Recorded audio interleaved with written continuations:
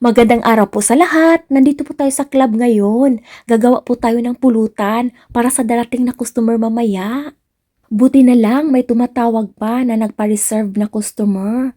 Tatapos lang kasi ng maraming holiday dito sa Japan na uubusan po sila ng budget sa pang-inom.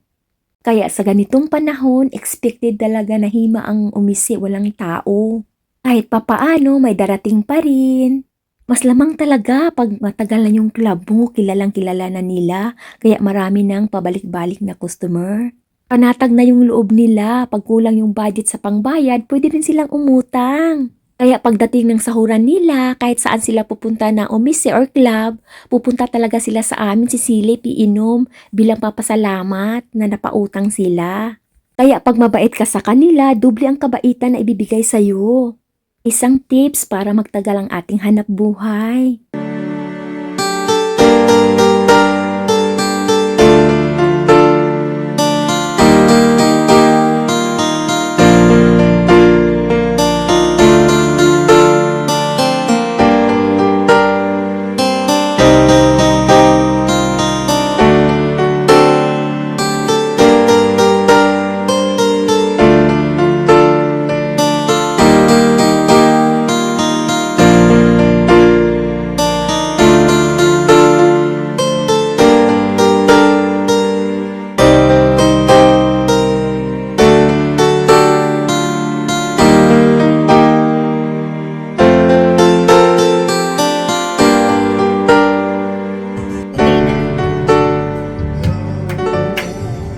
Ayan, dumating na yung ating mga customer.